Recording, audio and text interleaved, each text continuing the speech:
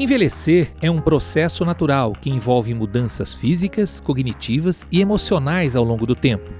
E a saúde e o bem-estar são essenciais para a construção de uma sociedade mais inclusiva e cuidadosa.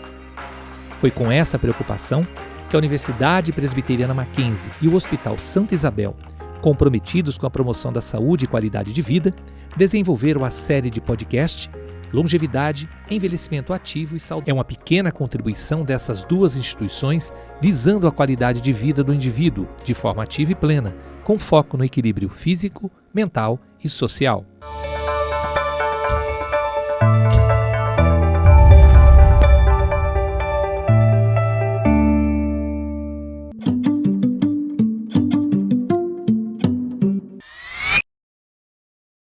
Olá, tudo bem? Seja bem-vindo, seja bem-vinda ao nosso podcast sobre qualidade de vida e envelhecimento, ou melhor, sobre qualidade de vida e longevidade, mas um tipo de envelhecimento ativo e saudável. E nós vamos falar hoje sobre o papel, sobre a importância do idoso e as diferenças do perfil do idoso para a nossa sociedade ao longo dos últimos anos. Para falar sobre isso, nós temos aqui a doutora Natália Caminha, que é geriatra e paliativista médica aqui do Hospital Santa Isabel e também professora da faculdade aqui da Santa Casa. Tudo bem? Como vai a senhora? Muito bem, obrigada pelo convite, pela oportunidade de conversar sobre esse assunto tão importante. O prazer é nosso. E também a professora doutora Suzy Fernandes, que é professora aqui da Universidade Presbiteriana Mackenzie, do curso de fisioterapia e também supervisora de estágio da área de saúde do idoso. Professora, como vai? Tudo bem? Muito bem, obrigada pelo convite. É um prazer estar aqui e principalmente podendo aí dividir essa conversa com a doutora Natália. O prazer é nosso. Pessoal, vamos falar um pouco sobre essa questão do idoso na nossa sociedade. Primeiro que as últimas pesquisas mostram que a faixa de idade da nossa sociedade mudou, né? Nós éramos um país predominantemente de jovens, agora somos um país predominantemente de adultos e de idosos, menos jovens. Os nossos idosos também têm uma vida mais longa, né? A nossa qualidade de vida melhorou e a longevidade também avançou, que por um lado é muito bom, mas por outro começa-se a saber assim, o que faremos com esses idosos, com essas pessoas com 60 a mais em nossa sociedade. De um lado tem o perfil do idoso que não tem muita conexão com o resto da sociedade, mas por outro nós temos inclusive empresas que estão chamando pessoas 60 a mais para trabalhar porque precisam de qualificação na mão de obra. Sim. E precisam de pessoas especializadas e muitas delas são aquelas que se aposentaram e saíram das empresas. Uhum. Então, diante dessa mudança, qual o perfil do idoso na nossa sociedade, meninas? Como é que vocês poderiam me ajudar a definir esse papel para aqueles que estão nos ouvindo e nos acompanhando agora? Quem começa? Pode ir, Natália? Pode, fica à vontade. Então assim, eu acho que nós temos atualmente, né, eu diria, dois modelos aí de idosos. Então, a gente tem uma faixa da população que é o idoso, que é robusto, que é ativo, que consegue continuar no ambiente de trabalho ou não, né? Não está mais no trabalho, mas consegue ocupar a sua vida, ocupar aí os espaços sociais e continuar tendo uma rotina, né? Então, acho que esse é um idoso que a gente tem visto crescer bastante. Por outro lado, a gente tem ali um idoso, né, que veio de uma situação anterior, então é um idoso que tem algumas comorbidades, que tem ali uma situação financeira assim, não tão adequada, né, para manter um envelhecimento ativo. Então, acho que a gente tem aí essas duas populações de idosos. Mas, ao mesmo tempo, a gente consegue perceber que isso vem mudando, né? Então, a gente estava ali fora conversando, né, Nath? A Nath usou um termo que achei interessante, né? A gente não tem mais aquele idoso, né, Dona Benta, aquela idosa Dona Benta, né? A gente tem um idoso mais jovial, né? Um idoso que... O idoso da praça, né? Que é jogar dama na praça. Isso, né? Isso começa a mudar um pouquinho esse cenário, né? Eu acho que é isso. Eu acho que a gente está numa época em que a imagem que a sociedade tem dos idosos está mudando para melhor, ainda bem. Eu acho que a gente tem um longo caminho a percorrer, mas a impressão que eu tenho é que os idosos, eles, nas últimas décadas, eles tendiam a ser muito invisibilizados. Então, eles eram vistos como talvez uma população que não era tão economicamente ativa ou produtiva diante do mercado de trabalho, e esses idosos tendiam a ficar mais reclusos e se envelhecia menos e se envelhecia pior do que hoje em dia. Hoje em dia a gente tem mais informação, as pessoas vivem mais e melhor, geralmente, e a gente está vendo que os idosos eles estão se apropriando mais do protagonismo da própria vida deles. E a sociedade está, aos poucos, dando espaço para esse idoso poder viver até o fim, viver e desfrutar da vida com tudo que ela tem a oferecer.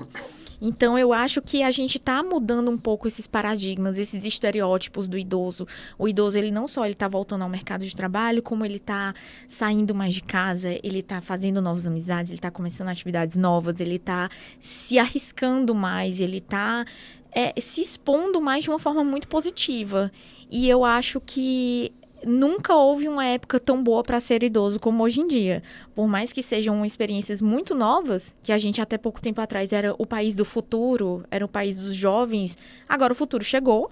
Esses jovens são adultos e virando idosos, e a gente agora, acho que precisa se debruçar sobre como é que a gente vai legitimar essa parcela tão grande e tão importante da população, como é que a gente vai dar condições para essa população ter propósito, para eles poderem ser quem eles são até o fim. E com saúde, né? E com qualidade de vida. Eu acho que essa é a grande questão. Sim, não basta viver mais, a gente tem que viver melhor também, né? Eu tive há alguns anos visitando um amigo no Rio de Janeiro e aí fiquei encantado em ver a mãe dele, que na época tinha 94, 95 anos, uma senhora absolutamente ativa. E aí eu brinquei com ela, falei, nossa, que legal, tal, e eu gostaria de saber o que a senhora toma para ser... E é super ativa, ia no baile, ia na praia, é uma situação assim fora do normal. Ela virou assim e falou, meu filho, é que eu tenho vitamina R. Falei, vitamina R? Que vitamina é essa? É rua. Eu não paro em casa nem um minuto. Ficar aqui dentro, presa, que nada. Eu vou o dia inteiro para a rua, eu vou ver minhas amigas, eu vou visitar meus amigos, eu vou na biblioteca, eu vou na loja, eu vou fazer tudo. E ela ia caminhando, ia fazer. Então isso é uma demonstração de como nós mudamos, né? Sim. Daquele idoso que ficava recluso, né? Que era o vovozinho que ficava na cadeira de balanço, ali meio que aguardando um fim. Hoje ele é absolutamente ativo. E muitos desses idosos hoje são tão ativos que são parte do valor que entra na casa, né? A aposentadoria desses idosos muitas vezes é o que mantém parte da casa, porque às vezes filhos, noras, netos vivem ali não por uma opção, mas por necessidade, porque idoso, é o idoso que mantém. Quer dizer, o idoso ainda se mantém como chefe de família muitas vezes, né? Seja ela ou ele, né? Quer dizer, há uma mudança comportamental de como vemos esse idoso. Será que as famílias conseguem ver esse idoso de forma diferente?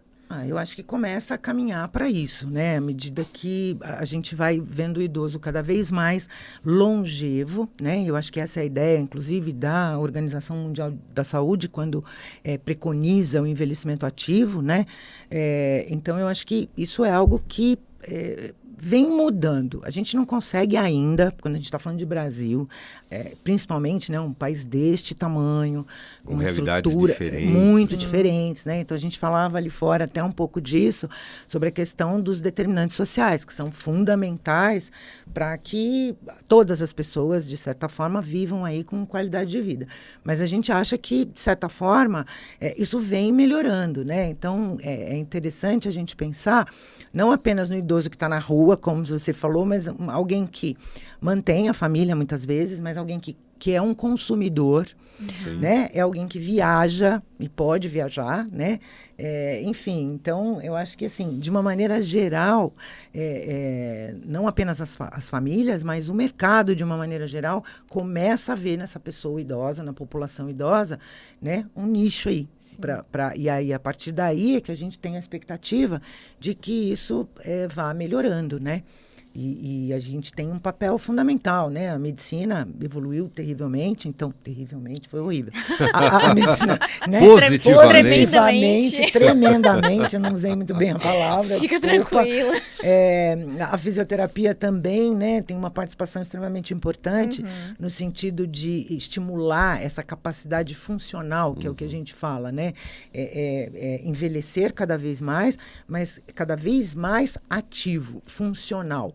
Né? Então, preservando não só a capacidade cognitiva, mas a independência, né? De tomar decisões, mas conseguir executar essas decisões. Eu acho que isso é fundamental. A gente estava conversando ali que, por exemplo, acho que até dá para traçar um paralelo entre a forma como o idoso é visto nas sociedades ocidentais e nas sociedades orientais. Porque, por exemplo, no Japão, nessas outras sociedades, o idoso ele é reverenciado. Sim. Ele é visto como o sábio daquela família, como a pessoa que vai orientar todo mundo, que vai mediar conflitos e tudo mais. E isso também tem a ver com envelhecer melhor, com você legitimar o papel daquele idoso dentro, seja do núcleo familiar dele, seja da sociedade onde ele está inserido. A Suzy falou a questão do mercado e tudo mais. Até um tempo atrás, a gente só via idoso em propaganda de remédio, de adesivo para dentadura, de empréstimo consignado. Aparelho auditivo. E hoje em dia, a gente está vendo que não, que eles querem muito mais que isso e estão certíssimos. E eles merecem ter isso. O tanto que a sociedade que está em volta estigmatiza positivamente ou negativamente o processo de envelhecer tem um impacto, assim, imenso na qualidade do envelhecimento daquela pessoa. A gente aqui no Brasil, que a gente é uma sociedade que é um dos que mais faz procedimentos estéticos rejuvenescedores do planeta, olha como é difícil envelhecer nisso. Além do mais, os determinantes sociais de saúde, existe esse recorte da realidade social que faz o envelhecimento no Brasil ser extremamente precário em determinadas áreas. Então, eu acho que quanto mais a gente tem essa iniciativa de conversar a respeito, pensar como a gente pode fazer essas pessoas se sentirem mais protagonistas da própria vida, melhor. E lembrando que um dos estudos mais longos que se tem notícia é um estudo da Universidade de Harvard, que acompanha... O estudo já está durando 80 e poucos anos, já está na 4ª geração de pesquisadores. E aí acompanhou vários jovens de vários backgrounds, assim, e aí foi avaliando a qualidade de envelhecimento deles. E aí foram ver... por volta dos 50 anos, o que é que vai impactar mais na qualidade do seu envelhecimento? Muita gente pensava que era a condição financeira, que era o mercado de trabalho, e foi visto que não. São os vínculos que esse idoso mantém em sociedade, em núcleo familiar, é o senso de propósito que aquela pessoa tem. Então, quanto mais a gente conseguir trabalhar com estigmas, com características e com visões positivas do envelhecimento, do tanto que essa fase pode ser rica, cheia de experiências novas, cheia de aprendizados, cheia de nuances. Quanto mais a gente fala e valida isso, melhor tende a ser para todos nós. Todos nós, um dia, se tudo der certo, vamos virar idosos. Então, a gente precisa mesmo começar a olhar para essa fase da vida de uma forma diferente, mais agregadora. E a gente precisa, no Brasil, pensar como a gente vai mexer em cidades, em mercado de trabalho, em mercado consumidor, em aparelhos culturais, como é que a gente insere essa população, porque eles merecem estar inseridos no máximo de coisas possíveis, eles estão ali, tão vivos e estão querendo desfrutar da vida. Então, acho que isso é um momento super importante.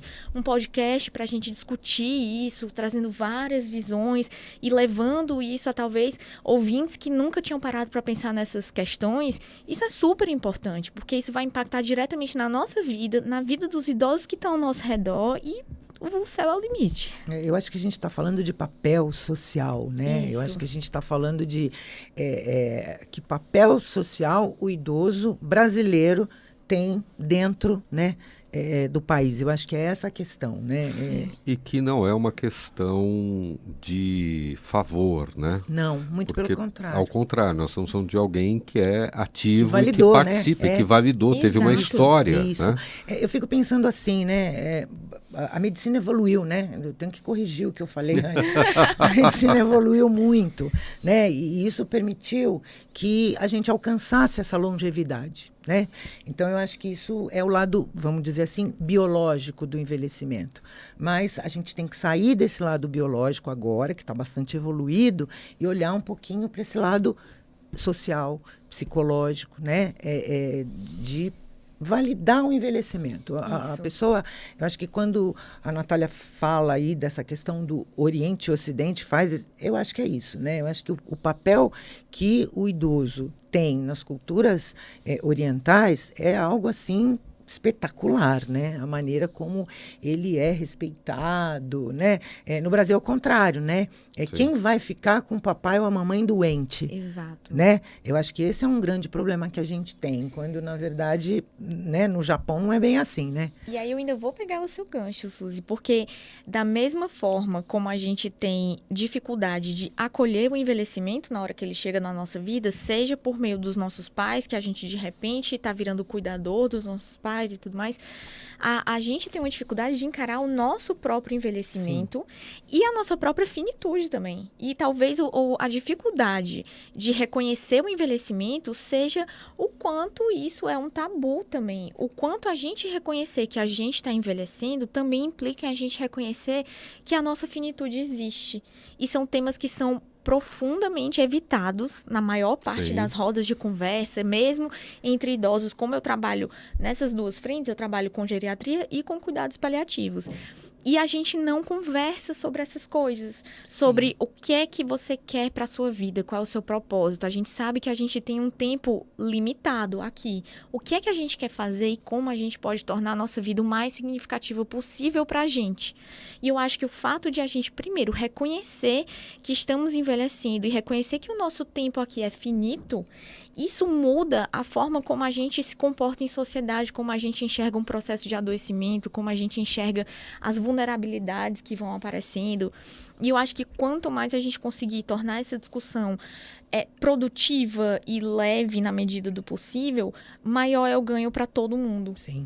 E tem uma questão importante que também é o fato de que nós também é um tabu e nós empurramos parte desse mundo do idoso ou dos mais velhos também para um processo de tentativa de rejuvenescimento à força, né? Exato. Então vamos fazer procedimento cirúrgico, vamos pôr botox, vamos pintar o cabelo, vamos trocar o olho, não sei o quê. E na realidade, muitas vezes o mais legal é o envelhecer, né? Eu vejo, por exemplo, a Fernanda Montenegro com os cabelos brancos, com a mesma voz, o mesmo perfil, né?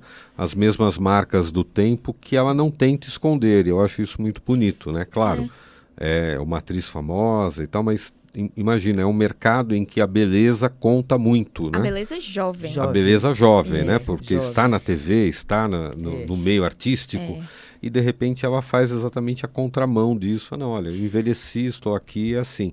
E eu acho que isso é importante porque nós também empurramos o idoso meio que num caminho sem volta, de que, olha, não, tem que fazer exercício, tem que comer, tem que fazer não sei o quê, porque você tem que ficar bombadão, você tem que ser bonitão, agora vão pôr botox, agora vão pintar o cabelo, vão fazer tatuagem de não sei o quê. Então, também a gente cria um tabu para empurrar essa pessoa, esse nicho para um mercado que, na realidade, ele não quer. Né? Ele está sendo meio que impulsionado. Como é que vocês avaliam isso? Eu acho bastante complicado, né? A gente estava conversando. Hoje a gente vê assim, o envelhecimento, né? Se a gente for pensar do ponto de vista biológico, você nasceu, já está envelhecendo. Sim. Mas a partir dos 30 anos, você, né, tem ali, digamos que você está biologicamente completo. E dali para baixo, você começa a declinar. É ladeira abaixo. Então, aí você tem uma opção, ou você tem um declínio, né, acidentado, né, que até outro dia era doença, né? Agora, hoje, esse envelhecimento acidentado é marca. é cabelo branco, é falta de músculo, que é fundamental. Sim. Só que não é uma falta de músculo para aquele nosso desejo de manter a capacidade funcional. Não, é para ficar bombado, né? E aí a gente vai para um lado que é o excesso.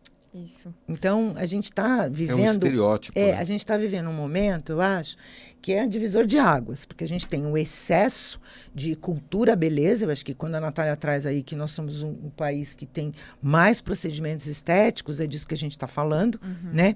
Então, acho que a gente está bem dividido ali, né? Então, de um lado, você tem essa cultura exagerada da beleza, do culto à juventude, e do outro lado, você vem acompanhando, né?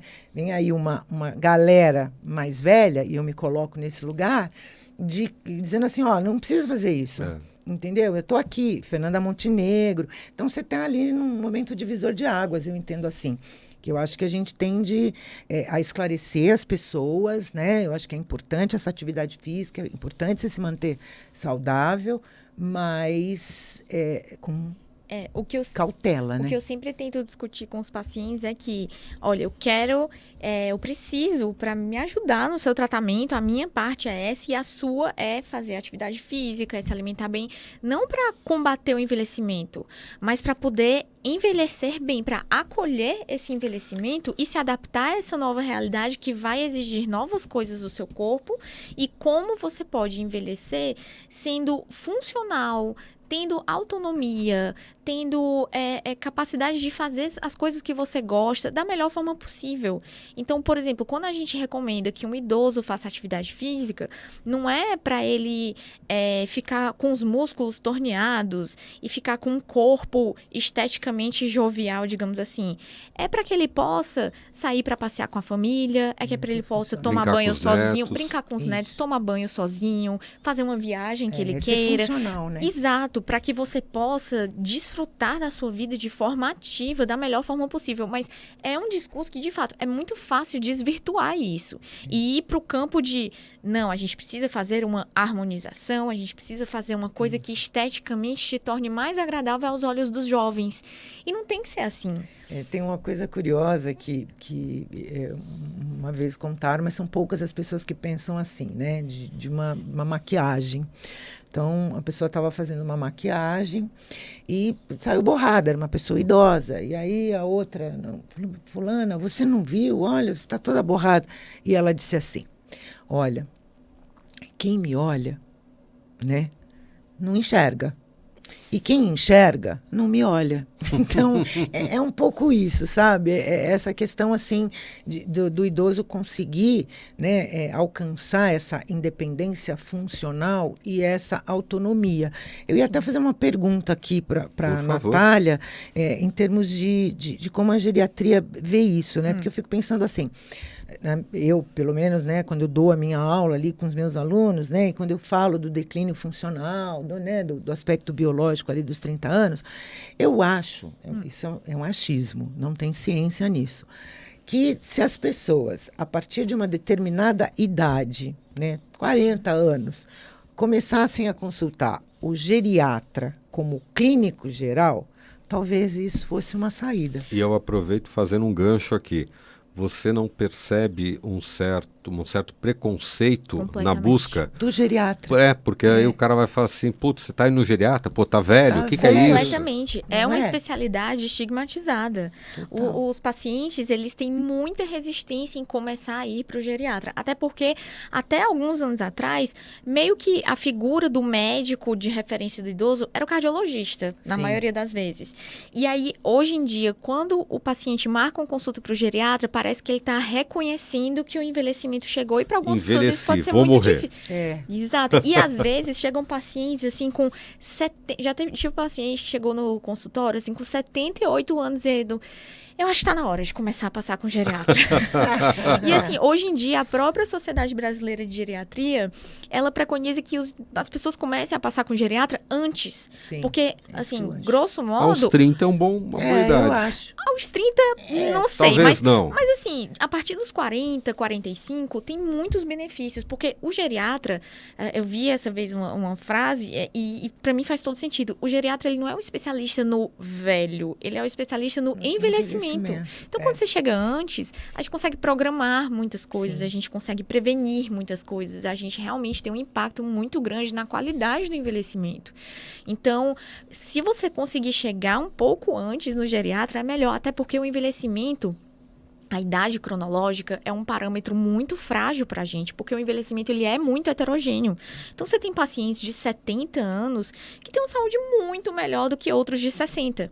Então, para a gente tentar, às vezes chega paciente no meu consultório com 65 anos, mas ele já tem 20 anos de diabetes descompensada, insuficiência cardíaca, já está com declínio cognitivo, e aí chega, a gente tenta otimizar o máximo possível, mas muitas oportunidades já se perderam.